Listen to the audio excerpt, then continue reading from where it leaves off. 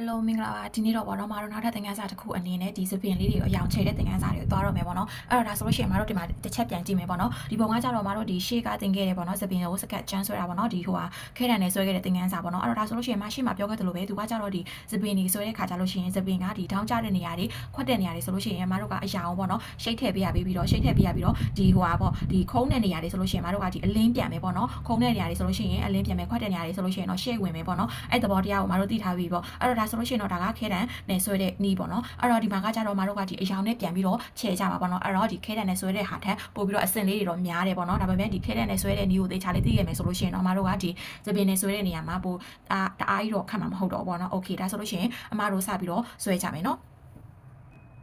်โอเคအမတို့အယောင်ချဲတဲ့အခါမှာပေါ့နော်အယောင်ချဲတဲ့အခါမှာကကြတော့ဒီ2မျိုးလောက်ရှိတယ်ပေါ့နော်သူကကြတော့မတို့ဒီအယောင်တစ်မျိုးတည်းကိုသုံးပြီးတော့ချဲတာနဲ့ပေါ့နော်နောက်တစ်ခုကကြတော့မတို့ဒီအကိုမာကာကို2မျိုးပေါ့နော်အယောင်2မျိုးအရင်အနု2မျိုးပေါ့နော်သုံးပြီးတော့ချဲတဲ့နည်းရှိတယ်ပေါ့နော်အဲ့တော့ဒါဆိုရင်အမကဒီမှာဒီအရင်ဆုံးအနေနဲ့ပေါ့နော်ဒီအယောင်တစ်မျိုးတည်းကိုသုံးပြီးချဲတဲ့နည်းနဲ့ချဲပြပေးမယ်ပေါ့နော်အဲ့တော့ဒီမှာအမကဒီအယောင်လေးပေါ့နော် E168 ကကြတော့ဒီအညူရောင်လေးပေါ့နော်အညူရောင်လေးသူကအရင်လည်းမနုအရင်လည်းမရင်ဘူးပေါ့နော်အဲ့တော့ဒီအယောင်လေးမှာရွေးထားလိုက်တယ်ပေါ့နော်ဒီအယောင်လေးတစ်ယောင်လေးကိုသုံးပြီးတော့မှချဲပြပေးမယ်အဲ့တော့သူ့ကိုချဲမယ်ဆိုလို့ရှိရင်တော့ဒီများသောအပြင်မှာတော့ဒီတကယ်တမ်းဒီကဲဆွဲတဲ့ပုံမှာဆိုလို့ရှိရင်ပေါ့နော်ဒီ area လေးရန်နေတေးလေးတွေပဲပေါ့နော်အဲ့တော့မတို့ဒီစပင်ချဲတဲ့ခါဆိုလို့ရှိရင်များသောအဖြစ်သုံးတာကကျွန်တော်တို့ဒီ tip အသေးလေးပေါ့နော်ဒီဟာလေးနဲ့ပဲသုံးနေပေါ့နော်โอเคဒီမှာလည်းမဒါလေးနဲ့ပဲချဲပြပေးမယ်နေရာနဲ့ကြည့်ပေးမယ်ပေါ့နော်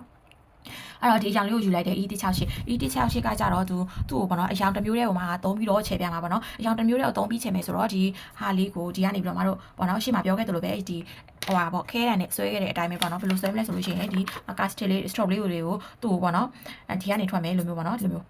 းဖျားလေးတွေလှုပ်ပြီးတော့ထွက်မယ်ပေါ့နော်ဒီအမတို့စိုက်ပြီးတော့ထွက်တဲ့နေရာကနေပြီးတော့လာမယ်ပြီးတော့မှမတို့ဒီလိုမျိုးအဖျားလေးတွေကိုလှုပ်ပြီးတော့ထွက်ခဲ့မယ်ပေါ့နော်ဒီထိတ်ကလေးတွေကကြတော့ချွန်ချွန်လေးတွေနဲ့ပေါ့နော်ဒုံးတီမဟုတ်ဘူးနော်ဒီလိုမျိုးဒုံးတီမဟုတ်ဘူးလိုမျိုးထိတ်ကလေးတွေကကြတော့ဒီလိုချွန်ချွန်လေးတွေနဲ့လှုပ်ပြီးတော့ထွက်မှာပေါ့နော်โอเคဒါဆိုလို့ရှိရင်ဒါလေးကိုစပြီးတော့ဆွဲမယ်ဆိုတော့ဒီကနေပြီးတော့မတို့ဒီထိတ်ကနေလာမယ်ဒီခုံးတဲ့နေရာဒီနေရာဆိုလို့ရှိရင်မတို့ကဒီအလင်းပြန်မှာပေါ့နော်အဲ့တော့ဒီနာဆိုလို့ရှိရင်ဒီဘက်ကအတိုင်းပဲမတို့ကဒီ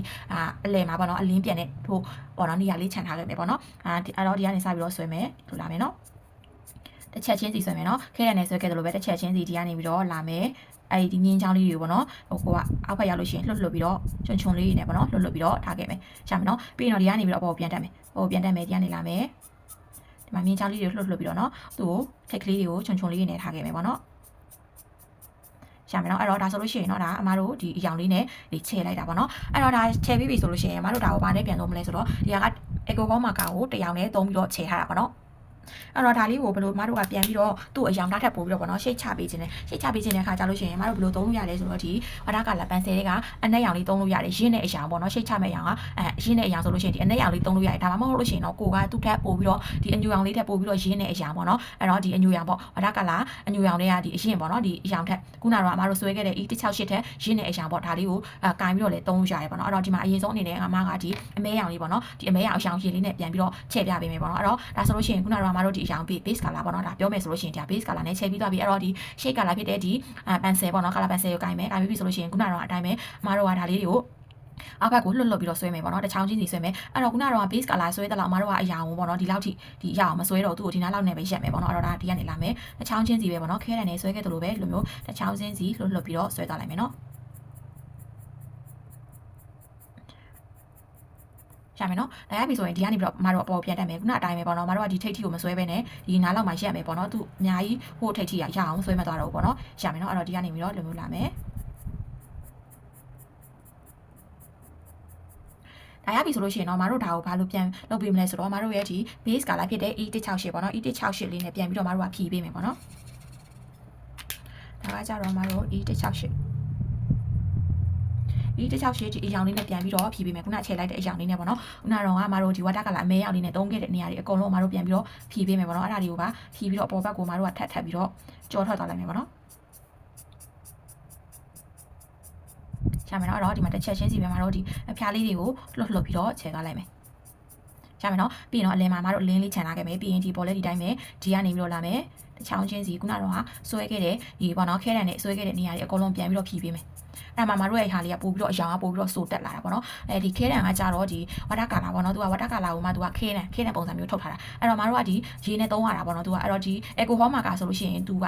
ဒီမာကာအရေကအက်ကိုဟောပါတယ်အရေပေါ့နော်အဲ့တော့ဒီဟာလေးနဲ့ခဲတံနဲ့အရေနဲ့ပြန်ထိတဲ့ခါကျလို့ရှိရင်သူ့ဟာလေးကပို့ပြီးတော့စိုးတက်လာတာပေါ့နော်အဲ့ဒီဟာလေးကိုပေါ့နော်မတို့ကလိုချင်တာအဲ့တော့ဒါလေးနဲ့ပြန်ပြီးတော့ဖြည့်ပေးမယ်အဲ့လေမှာဆိုလို့ရှိရင်တော့မတို့ဒီအလင်းလေးပေါ့နော်ခြံထားခဲ့မယ်နော်ရမယ်နော်အဲ့တော့ဒီနည်းနည်းကိုကနည်းနည်းရှိတ်ပြီးပိုဝင်ခြင်းသေးတယ်ဆိုလို့ရှိရင်တော့မတို့ဒါလေးကိုနည်းနည်းလေးတက်ခါပေါ့နော်နည်းနည်းထပ်ပြီးတော့ကင်လို့ရတယ်ပေါ့နော်ရမယ်နော်အဲ့တော့ဒါဆိုလို့ရှိရင်ကတော့ဒီအလင်းမှာအလင်းလေးကြံပြီးတော့ထားခဲ့ပြီပေါ့နော်ဒါလေးရပြီဆိုလို့ရှိရင်ကတော့ဒီဘေးမှာပေပွားနေတဲ့ဟာလေးရှိတယ်အဲ့ဟာလေးတွေကိုဒီခဲတဲ့အမဲလေးကိုပြန်ကင်မယ်ပြန်ကင်ပြီးပြီဆိုလို့ရှိရင်ဒီတောင်လေးတွေကိုမတို့ကဒါလေးနဲ့ပြန်ပြီးတော့ပေါ့နော်အချောတက်ပြီးလို့ရတယ်ဒါဆိုလို့ရှိရင်တော့ဒီကနေပြီးတော့မတို့ဒီကနေပြီးတော့